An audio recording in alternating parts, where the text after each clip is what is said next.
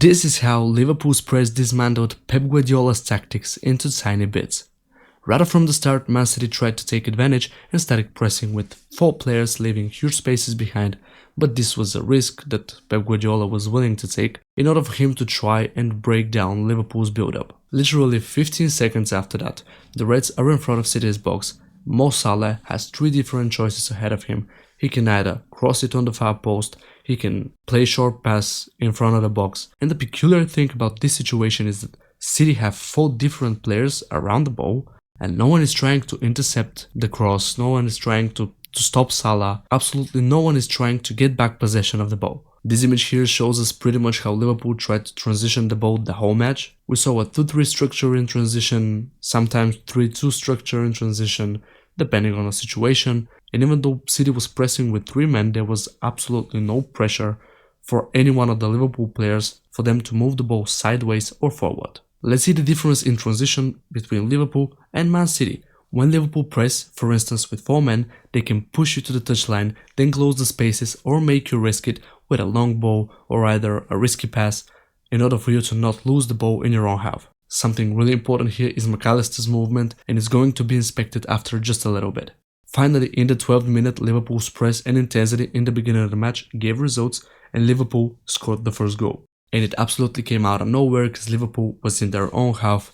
They were out of formation in a 2-5 shape, 1 man up against City. City was pressing with 6 people in the Liverpool's half. So this situation meant that if Liverpool managed to transition, it's a 3v4 situation in the other half. And as we said, Liverpool have the number advantage, so it won't be any kind of problem for them to move the ball forward. Trent makes an absolutely magnificent diagonal pass, but what is the interesting thing here? Man City managed to transition into defensive positions really well. And if you look at the situation, you won't say, well, this is a 100% situation for Liverpool and how could they allow that?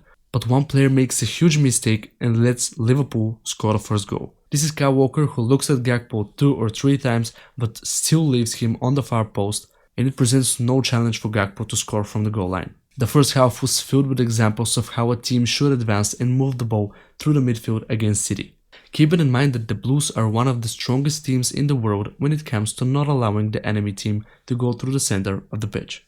As we said, we're going to talk about McAllister positioning, and this is a perfect example of how Liverpool always manages to create this number advantage even when they're being pressed really deep. Here Haaland is ready to press Van Dijk, Maka drops deep to receive and create a number advantage, and has the option to turn around if he's not being pressed, but that's simply not the situation. So another option is to pass it back, then the space behind the pressing player opens and Liverpool can exploit it. Just like it happens with Bernardo Silva here. Another way to transition the ball that Slot implements, especially with the return of Trent, is the long balls. City tried to again press the Reds here, Liverpool possessing their box, and suddenly the ball gets to Salah, who is one-on-one with Ake. The amount of different weapons that Liverpool can use make them very, very hard to play against. That's one more case of transitioning with 5 people out the back. 5v5, Kelleher chooses the safe option, chooses the long ball. Literally 2 minutes later, Man City have sent 4 people pressing, but the same happens. No one to put any real danger, and pressure leads to another easy couple of passes to move the ball through the center, and Foden receives a yellow because Liverpool are just playing as if there isn't anyone against them. And you may ask, how is this happening? Why do they keep repeating the same thing? Why do they send 4 people or more pressing when they have spaces behind? Well, there are 2 things to take into consideration. First, Pep's football consists of possession of the ball, so it is unknown territory for City if they have to chase all the time. And the more important one, that if Liverpool see that only 1 or 2 opposition players are pressing, they'll just transition with 2 or 3 players instead of 5, and that means more people in the other half to implement one of the main ideas of Slot, which is overloading the center. Pep was trying to deny the Reds of this structure for the majority of the match, and he managed to some extent, but that led to all these open spaces behind and all the missed chances for Liverpool. Man City's first shot came on the 39th minute, but how did it happen? Well, it was simply Robertson's mistake. He kept going back when he was the last man.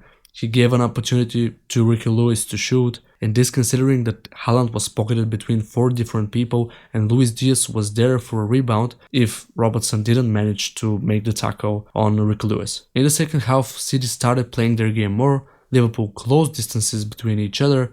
as they always do, to not let anyone pass freely, and this was especially important when Pep Guardiola decided to sub in Doku and Savinho in order for him to have more dribblers and more opportunities to endanger Liverpool's goal. When Liverpool press, they press not to steal the ball. They press so that they can make Man City pass where they want them to pass and take actions accordingly. The perfect example is in this situation where Mo goes forward to block the line of pass. This results in a pass to the touchline, and here that's a situation where the City player has 4 different choices and not even one of them is free. And just when Liverpool's pressing power seemed to go down, Slot made a substitution. Nunes got in and helped create the situation for the penalty. That showcases perfectly the difference in both teams' presses and their efficiency. Child's mistake by Man City's defense, just as they have started to try and balance the things on the field and created 1 or 2 chances. Ortega then left against Diaz and Salah, not much he can do in that situation. And that's how Liverpool outpressed Guardiola and made themselves comfortable on the top of the league.